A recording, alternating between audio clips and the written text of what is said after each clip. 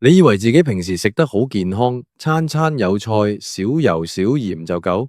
我話俾你聽，你以前學落嗰套健康飲食法，可能已經過時，甚至係喺度慢性自殺。2026年啱啱公布咗最新一份嘅美國居民飲食指南，呢份嘢唔單止係一份報告，直頭係對全球健康界投下一枚震撼彈。今次個修訂幅度之大，係過去幾十年未見過嘅。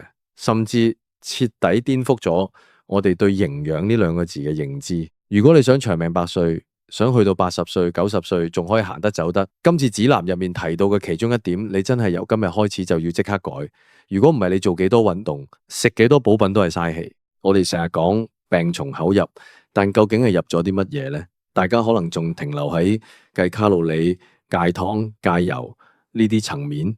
但係2026年嘅呢份新指南話俾我哋聽，問題唔單止係你食咗幾多，而係你食緊嘅嘢究竟係點樣製造成出嚟嘅。今次指南最重磅嘅轉變就係正式將超加工食品，即係我哋成日講嘅 UPF 列為健康嘅頭號公敵。以前我哋會話，如果你想減肥，就計下啲蛋白質、脂肪、碳水化合物嘅比例啦。但係2026年嘅標準話你知，就算嗰樣嘢標榜低脂高纖，只要佢係超加工出嚟嘅，佢一樣會攞你命。你試諗下，平時你喺超市買嘅嗰啲所謂全麥麵包，嗰啲寫住健康能量棒嘅嘢，你睇下個成分表，如果入面有一大堆你讀都讀唔出口嘅化學名，例如乜嘢乳化劑、增稠劑、人造香精，咁呢啲就係超加工食品。點解今次指南要咁強調呢一點？因為最新嘅科研數據顯示，呢啲嘢入面嘅化學添加劑會直接破壞你嘅腸道微生態。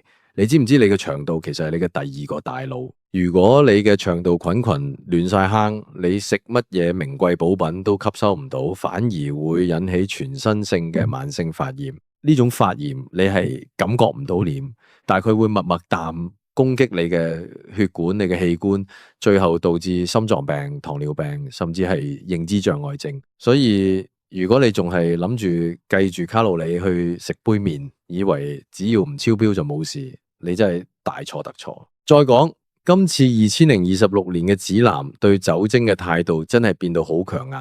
以前我哋成日聽人講，每日飲一小杯紅酒對心血管好，係咪？唔好意思，呢個神話喺2026年正式破滅。最新嘅指南建議，酒精嘅攝取量最好係零。係啊，你冇聽錯，係零。以前話適量飲酒有益健康嘅研究，而家被發現好多都有漏洞。新嘅證據顯示，酒精對肝臟、對大腦嘅傷害係累積性嘅，而且係致癌物質。所以如果你仲諗住每日飲返杯嚟養生，2026年嘅科學話俾你聽，你其實係喺度養緊癌細胞。呢一點對於我哋呢啲中意收工去飲返兩杯放鬆下嘅香港人嚟講，真係好難受。但為咗長命，呢個習慣真係要改。跟住要講嘅係糖，大家可能覺得我已經唔飲嘢加糖啦，但係你知唔知香港人最中意食嘅嗰啲茶餐廳嘢食入面藏咗幾多隱形糖？2026年嘅指南將添加糖嘅上限壓得更加低，以前話佔總熱量嘅10%，而家建議最好壓到5%以下。你要知道，如果你今年40歲，你每日嘅糖分限額可能只係2塊餅乾就已經爆咗。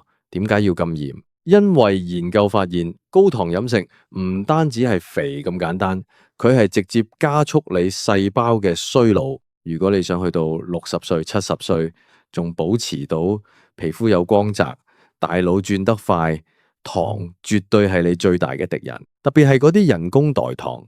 以前以為係減肥救星，2026年嘅指南亦都提出警示，話代糖一樣會干擾代謝，甚至會令你仲想食更多甜嘢。咁除咗戒呢樣戒嗰樣，我哋究竟應該食啲乜？2026年嘅指南大力推崇原型食物，聽落好老土，但真係真理。所謂原型食物就係佢原本長乜樣你就食乜樣，例如食成個蘋果而唔係飲蘋果汁，食成塊瘦肉而唔係食午餐肉。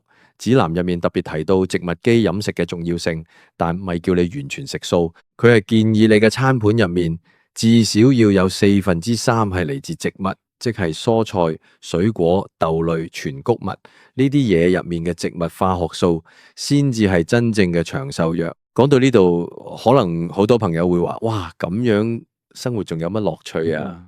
餐餐食草咩？其實唔係。2026年嘅標準強調嘅係一種飲食模式嘅改變，而唔係叫你做苦行僧。佢係想你建立一個良性循環。例如你以前餐餐要飲凍奶茶加糖，你可以試下改做無糖豆漿或者係黑咖啡。黑咖啡喺今次指南入面其實係被列為健康飲品之一。只要你唔好加奶精同糖，佢入面嘅多酚對預防腦退化好有幫助。另外一個好重要嘅點係關於進食時間。2026年嘅指南雖然主要講食乜，但佢亦都側重提到咗代謝靈活性，意思係我哋唔應該整天24小時都喺度消化嘢，俾身體有一段時間休息。即係所謂嘅輕斷食，對於細胞修復、延緩衰老至關重要。如果你由朝早8點食到凌晨12點，你嘅身體根本冇機會去清理垃圾。所以如果你想長命百歲，除咗要改食超加工食品呢個習慣，仲要學識留白。對於我哋香港人嚟講，最難改嘅可能係鈉嘅攝取。我哋出街食飯，無論係雲吞麵定係點心，個鈉含量都係爆燈嘅。2026年嘅指南再次強調，高鈉係高血壓同中風嘅直通車。如果你今年50歲，而你仲係餐餐食濃味嘢，你嘅血管其實已經好似用咗幾十年嘅舊水管啖，隨時會爆。所以學識睇標籤，減低鈉鹽，或者係用天然香料如薑、蔥、蒜、洋蔥嚟調味，呢啲小改變其實係喺度救緊你條命。講到尾，呢份2026年嘅美國飲食指南，其實係喺度提醒緊我哋，人類嘅身體喺進化過程中，並唔係設計嚟應對而家呢啲化工合成食物嘅。我哋嘅基因仲係停留喺幾萬年前，需要嘅係天然純粹嘅營養。如果你想喺2030年、2040年，甚至更遠嘅未來，仲可以擁有一個強健嘅體魄，你就一定要徹底顛覆以前嗰套錯誤嘅認知。要長命百歲，唔係靠奇蹟，係靠你每一餐嘅選擇。唔好再俾嗰啲花巧嘅包裝同廣告呃到，返璞歸真，遠離超加工食物，滴酒不沾，嚴控糖分。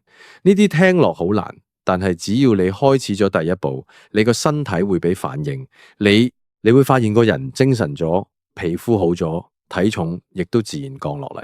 呢個先至係真正嘅2026年最新健康標準。我想同大家講，健康唔係一個目的地，而係一個旅程。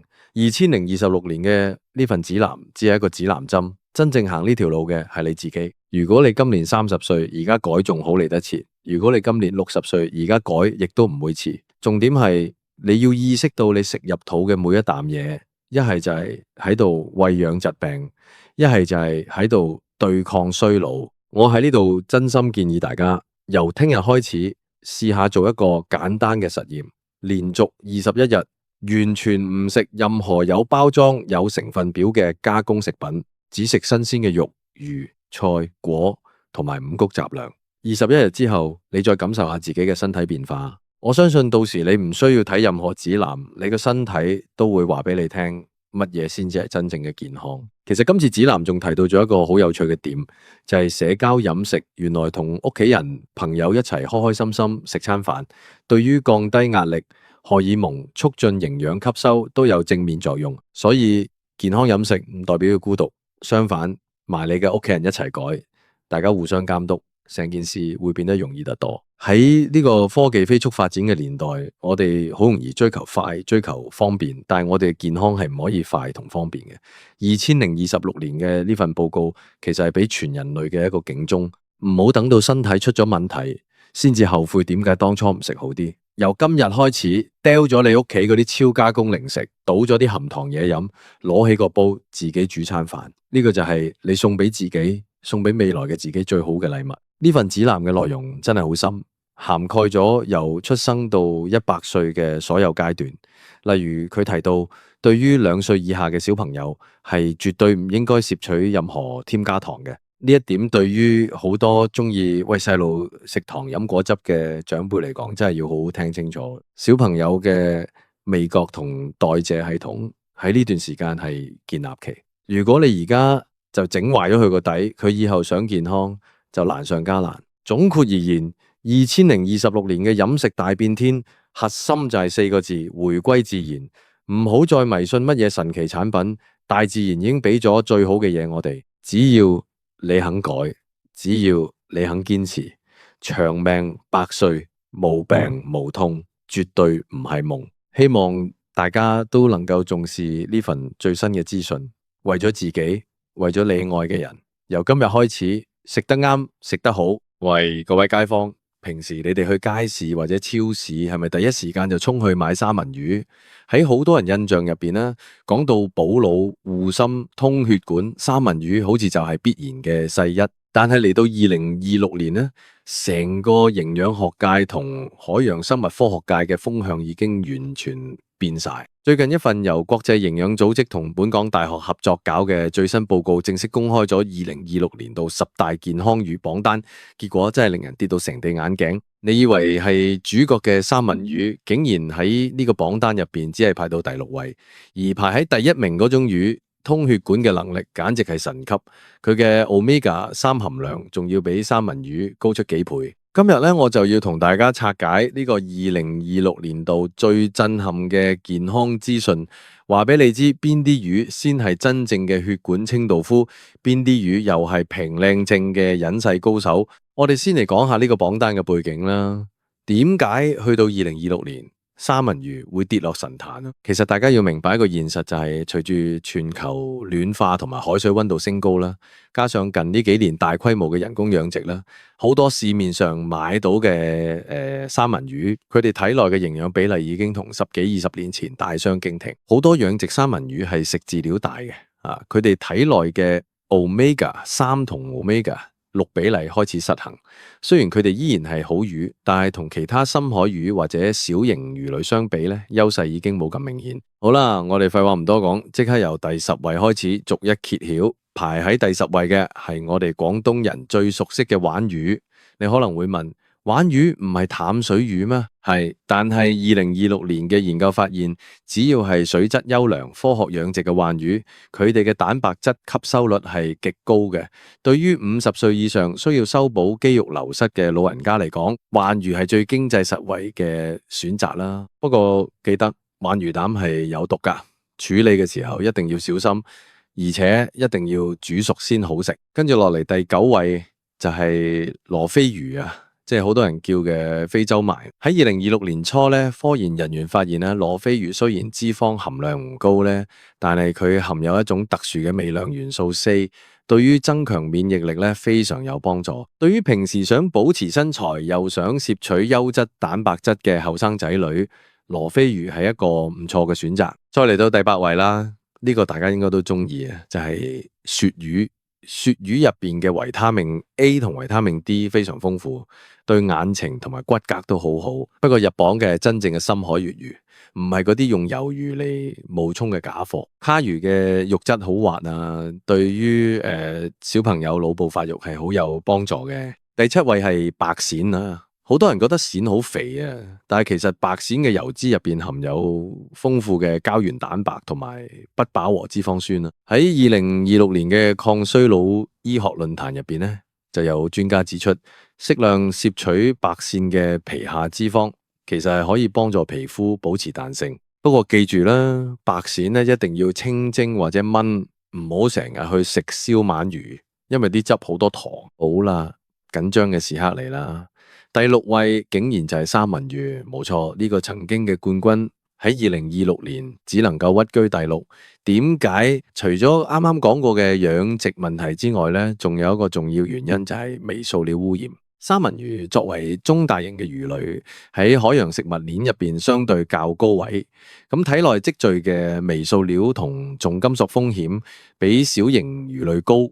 雖然佢依然係高 Omega-3嘅代表啦，咁但係如果講到純正度同埋性價比，佢已經被後面嗰幾位神魚超越咗。排喺第5位嘅係好多人忽略咗嘅公魚，或者叫坑魚。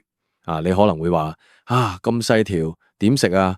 其實呢啲細細條嘅魚，因為生命周期短，體內積聚嘅重金屬係最少嘅，佢哋可以連骨一齊食，鈣質含量直情係爆棚。喺2026年，科學家發現 A 魚入邊有一種叫勝肽嘅物質，可以幫助血壓穩定，係隱藏版嘅強心魚。第四位咧係沙甸魚，大家唔好以為咧沙甸魚只係得罐頭啊，其實去街市買新鮮嘅沙甸魚係寶嚟嘅。沙甸魚嘅 Omega-3含量非常之高，而且佢有豐富嘅維他命 B12。2026年度嘅一項大型追蹤研究顯示，每星期食2次沙甸魚嘅人，心血管疾病嘅風險會降低35%。好，入到前3名啦。第3位係參魚。參魚喺日本被稱為長壽魚，佢嘅 DHA 同 EPA 含量非常驚人。參魚最勁嘅地方係佢可以幫助燃燒體內嘅內臟脂肪。如果你係嗰啲有大肚腩嘅朋友啦，2026年你最應該食嘅就係參魚。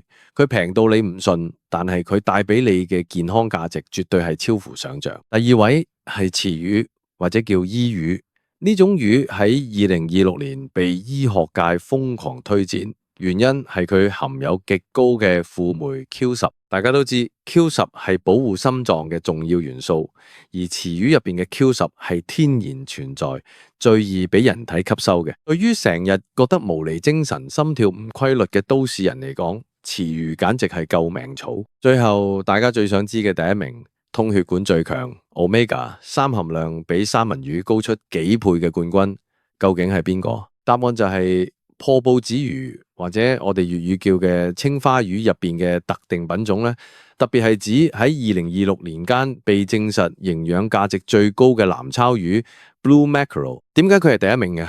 科學數據顯示，每100克嘅藍鮫魚，佢嘅 Omega-3含量可以達到4000至5000毫克，而三文魚平均只有1000到2000毫克左右。換句話講啊，你食一啖藍鮫魚，等於食咗3-4啖三文魚嘅精華。最重要嘅係藍鮫魚入邊嘅 EPA 成分比例極高嘅。EPA 係乜？佢就係血管入邊嘅清道夫，專門負責溶掉血栓、降低甘油三酯、保持血管壁彈性。喺2026年嘅臨床測試入邊咧，連續食咗藍鮫魚3個月嘅受試者，佢哋嘅動脈硬化指數有明顯嘅下降。你可能會問，呢啲魚點樣煮先最好？其實對於呢10大健康魚，我哋香港人最叻嘅清蒸係最好嘅，因為 Omega-3係一種好怕高溫嘅油脂嘅。如果你攞去大火煎炸，啲營養就白白流失晒。最好就係落少少薑絲啊、蔥花啊，蒸個6-7分鐘啊，最後淋少少熟油同埋靚豉油，咁就最原汁原味。營養亦都保留得最完整。我仲想同大家分享一啲喺2026年買魚嘅小貼士。大家去街市嘅時候，唔好淨係睇條魚大唔大條，最緊要係睇對眼。如果魚眼係清澈透亮嘅，代表佢新鮮。咁另外可以摸下魚身咧，如果有彈性，唔係一抌落去就凹咗落去嘅，就係好魚。仲有2026年咧，我哋更加注重環保同可持續發展啊！如果你見到啲魚有可持續捕撈嘅標籤咧，優先揀佢哋，咁我哋下一代先至仲有魚食啊！講到呢度，大家可能心入邊仲有個疑問啦，既然第1名咁勁，係咪日日食就得咧？其實營養學講究嘅係平衡。雖然藍鮫魚係第1名，但係我都建議大家喺呢10種魚入邊咧輪流更換啦。例如星期1食青魚，星期3食沙甸魚，星期5食條蒸魚魚。咁樣你唔單止可以攝取到唔同種類嘅氨基酸同微量元素，仲可以減低長期食同一種魚可能帶嚟嘅風險。其實2026年度嘅呢個榜單咧，係想提醒我哋咧，健康唔一定係要追求貴嘢。以前我哋覺得三文魚貴就係好，但係事實證明咧，好多平時喺街市幾十蚊有一大條嘅鯖魚、池魚，佢哋嘅營養價值反而更高。呢個就係科學嘅進步，幫我哋打破舊有嘅迷思。另外，我諗特別提提一啲60歲以上嘅長者噶啦，隨住年紀大，血管變硬係好自然嘅現象。但係透過食呢啲通血管魚係真係可以延緩衰老。喺2026年初嘅一份香港安老院舍研究入邊，發現有規律攝取深海小型魚類嘅長者，佢哋嘅認知能力同記憶力比起少食魚嘅長者要好好多。所以如果你屋企有老人家，記得多啲買青魚、沙甸魚俾佢哋食，唔好嫌佢哋多骨。其實細心啲處理或者煲魚湯，一樣可以吸收到精華。最後我諗同大家講，健康係掌握喺自己手入邊嘅。2026年嘅生活節奏雖然快，壓力雖然大，但係只要我哋識得揀、識得食，其實保持健康並唔難。今日同大家分享咗呢個2026年度10大健康魚榜單，希望大家下次去街市嘅時候唔好再盲目咁追捧三文魚啦，試下第一名嘅南鮫魚或者排喺前邊嘅池魚同埋沙甸魚，保證你食得開心，血管又乾淨。如果你想知更多關於點樣揀優質參魚，或者想學點樣煮出一條唔腥又滑嘅蒸魚，可以話俾我知。我2026年嘅目標就係陪住大家一齊食得健康，活得精彩。記住，魚唔一定要貴，最緊要係啱位嘅。講起呢個10大健康魚榜單啦，其實2026年嘅科學家仲發現咗一個秘密，就係魚類嘅產地同埋季節咧，都對營養有影響啦。咁例如咧，冬天嘅參魚，佢嘅脂肪層特別厚啊，Omega 咧3含量係最高嘅。咁所以大家喺唔同月份去買魚，其實都可以感受到大自然俾我哋嘅禮物。喺2026年，我哋仲要留意一點，就係烹飪用油嘅選擇。既然我哋已經食緊咁好嘅魚，就唔好用埋啲劣質精煉植物油去煮。建議咧就用橄欖油啊，或者直接用魚本身嘅油脂啦，咁樣咧先至唔會破壞咗魚肉入邊寶貴嘅營養結構。好啦，今日嘅分享就到呢度，希望呢份2026年最新嘅健康魚清單可以幫到你同你嘅家人。如果你覺得呢啲資訊有用，記得分享俾身邊嘅朋友聽，特別係嗰啲仲以為食三文魚係唯一選擇嘅朋友。我哋下次再傾更多關於2026年度嘅健康飲食秘訣。再見。我今日講咗咁多，你最想試邊一種魚先？或者你平時去開邊個街市買魚最抵最鮮？不如你而家就去揾下嗰啲排名前幾位嘅魚，試下佢哋嘅味道。下次我哋再深入討論點樣用最簡單嘅方法煮出酒店級嘅健康魚料理。如果你現在正在刷手機，想着今天晚上吃什麼，或者想着這個月的房貸怎麼還，那我接下來說的話可能會讓你今天晚上睡不着。絕！我知道現在外面很多人都在傳，說馬雲又出來說話了，說馬雲預言2026年初要發生什麼大事。我其實不太喜歡預言這個詞，因為預言聽起來像算命。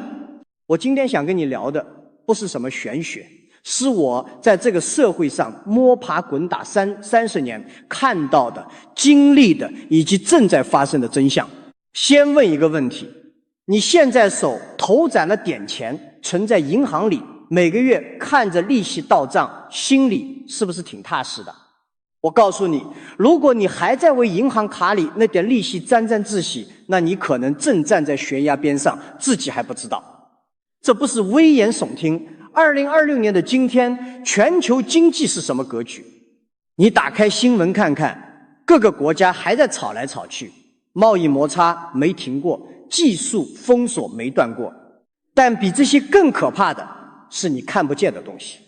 印鈔機，全世界的印鈔機從2020年到今天幾乎沒停過。你手裡的現金名義上是你的，但實際上它的購買力每分每秒都在被稀釋。我私下跟我的團隊說過一句話，從2026年初開始，如果你還把現金當成資產，那你存的不是養老金，你存的是變相的債，是你未來20年的購買力提前被打包抵押出去了。這話怎麼理解？你想想，10年前100塊錢能買多少東西？現在100塊錢能買多少東西？這還只是溫和的通脹。當人工智慧大規模替代人力，當生產效率出現指數級躍升的時候，傳統货币的贬值速度会快到让你反应不过来。你以为你在攒钱，其实你在攒一张过期的船票。你可能会问，那我怎么办？不存钱我花掉吗？花掉更傻。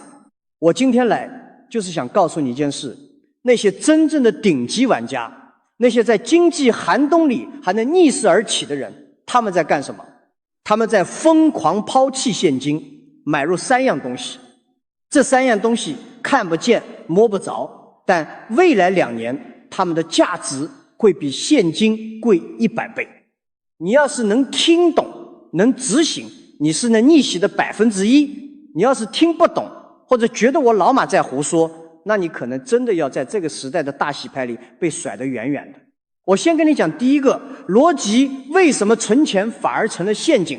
很多人觉得我每个月省吃俭用攒下一笔钱，这是我给自己留的后路。这个想法本身没错，但那是工业时代的逻辑。在工业时代，货币相对稳定，你存10年，购买力可能缩水一点，但至少还能买套房子。但在人工智慧和数字经济全面爆发的今天，逻辑彻底变了。我在阿里内部讲过很多次，如果银行不改变，我们就改变银行。为什么？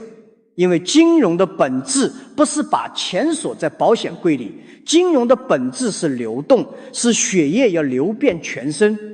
你去看现在的全球局势，各个国家都在拼命发货币。为什么？因为债务太高了，只能用稀释或币的方式来变相赖账。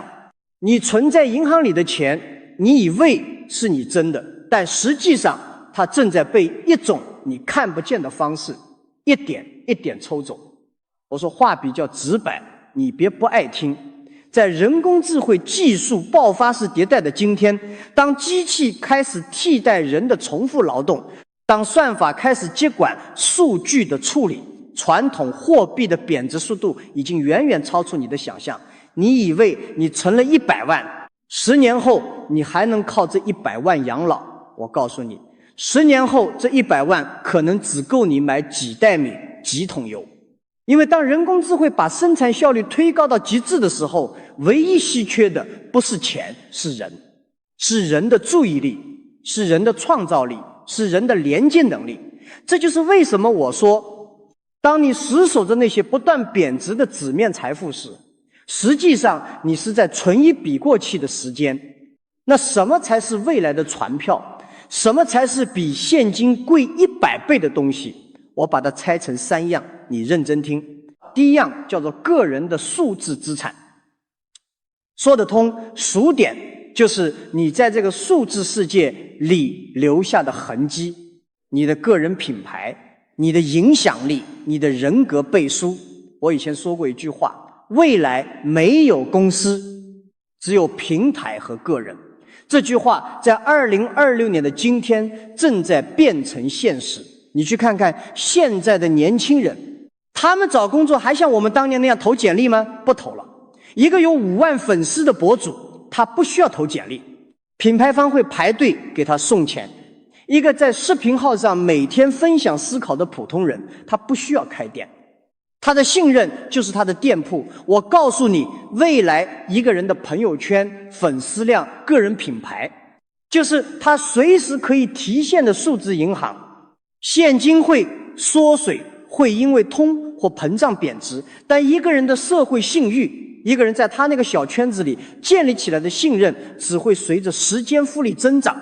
你发的每一条有价值的动态，你输出的每一次真诚的分享，都是在给你的这个数字银行存钱，存到一定程度，你想取多少就取多少。很多人到现在还不理解，为什么那些网红一场直播能卖几个亿？他们卖的是货吗？不是，他们卖的是信任。消费者买他不是因为他长得帅，是因为消费者觉得这个人靠谱，这个人推荐的不可，会坑我。这份信任就是最硬的通货。所以我说第一样东西是你的数字资产，是你的个人品牌，这个东西比你在银行里的存款贵100倍都不止。第二样叫做人工智慧协同下的深度问题解决能力。现在的年轻人普遍焦虑，说人工智慧要取代我们了，扎特 GPT 要让我们失业了。我前几天去了杭州的云谷学校，跟蔡崇信、吴永明他们一起讨论的就是这件事。我当时说了一句话：人工智慧时代的到来对社会的冲击超出想象，我们谁都没有做好足够的准备。但这不代表我们就只能等死。什么叫做和人工智慧共存？不是让你去跟人工智慧比谁背单词背得快，比谁算数学算得准。你算得过计算机吗？你背得过硬盘吗？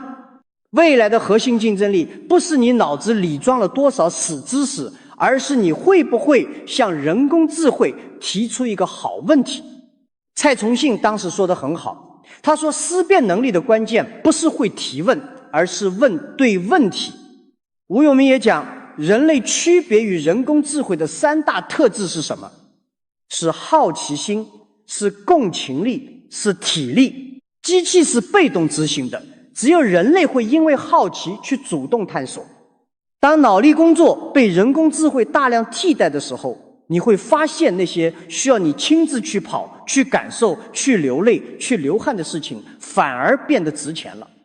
所以我说的第2样比现金贵100倍的东西，不是什么复杂的算法，不是什么高深的代码，而是你调动和整合人工智慧去解决复杂问题的能力。你把人工智慧当成你的私人军，对，当成你的参谋部，你一个人加上10台人工智慧服务器，你就能顶得上一家跨国公司。这种能力，这种感效应，比你在银行里存的那点死钱价值何止100倍。第3样叫做高净值认知圈和心理弹性。这句话听起来有点文绉绉的，说人话就是你每天跟什么人混在一起，你每天接受什么样的信息，决定了你未来5年能走多远。我以前在阿里经常讲，我们不要老是坐在办公室里拍脑袋，要多出去走走，去看看客户在干什么，去看看竞争对手在干什么。为什么？因为信息差就是财富。在一个动荡的周期里，你比别人早知道3天，你就比别人多赚3倍的钱。所以我说，顶级富豪在花钱买什么？他们在花钱买入更高维度的圈子。他们花几百万跟巴菲特吃1顿饭，为的是什么？是那顿饭好吃吗？不是，是为了那一瞬间的认知冲击，是为了在关键的时刻有一个圈内人能给你一句指点。这一句指点可能比你死守现金10年的奋斗都要值钱。但光有认知还不够，你还要有心理弹性。什么叫心理弹性？就是扛得住事。现在的年轻人压力大，动不动就焦虑抑郁，觉得天要塌下来了。我跟他们讲，今天很残酷，明天更残酷，后天很美好，但绝大多数人死在明天晚上。为什么死在明天晚上？不是因为他们没钱，也不是因为他们不聪明，而是因为他们心里那根弦绷得太紧了，绷断了。在2026年初拼到最后，拼的不是谁跑得快，拼的是谁心里不崩盘，谁能在所有人都绝望的时候还能咬牙再坚持一下。这种心态，这种韧性，就是你最大的护城河。这3样东西讲完了，我帮你捋一下。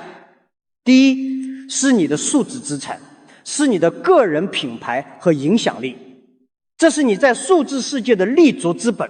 第2，是你协同人工智慧解决问题的能力，这是你在职场和社会上的杠杆。第3，是你的高认知圈子和心理弹性，这是你穿越周期的能量来源。这些东西跟存款有什么关系？关系大了。我让你别死守存款，不是让你把钱拿出来乱花，也不是让你去股市里赌博，更不是让你盲目创业。我是让你把那些正在贬值的现金拿出一部分来，转化成这3样增值的无形资产。怎么转化？你拿出1万块钱去报一个好一点的课程，去进入一个好一点的圈子，去买几本好书，去做一次深度的旅行，去拍几条有价值、有深度的视频，这叫投资。你把钱花在自我迭代上，花在认知升级上，花在建立连接上，这叫资产重组。而那些只知道把钱存着，一分钱都舍不得花，把自己封闭起来的人，最后的结果是什么？是钱还在，人废了。人废了，钱迟早也不是你的。2026年的活路只有一条，把正在贬值的现金及时的、有效的转化为这3样能让你持续增值的东西。这是我作为一个过来人掏心窝子想跟你们说的话。我老马退休这么些年，本来可以什么都不管，去掉钓鱼，打打太极，多舒服。但我为什么还愿意出来？为什么还愿意带着阿里的这帮兄弟到处跑？因为我看着这个时代变得太快，我看着很多年轻人还在迷茫，我看着很多人还在用老办法解决新问题，我心里着急。前几天在云谷学校，我还说了这么一段话，我说人工智慧拥有晶片，但人类拥有心灵。教育的核心不再是比拼计算和记忆，而是守护好奇心，锤炼共情力，培养判断力和审美力。其实做人做事也是这个道理。在这个大洗牌的时代，勇气和认知是你唯一的护身符。你现在可以低头看看你手机银行里的余额，然后问自己一句：这笔钱是我的底气还是我的焦虑？如果它是你的底气，那你有没有想过，当这口气被通或膨胀吸干之后，你还能剩下什么？如果它是你的焦虑，那说明你的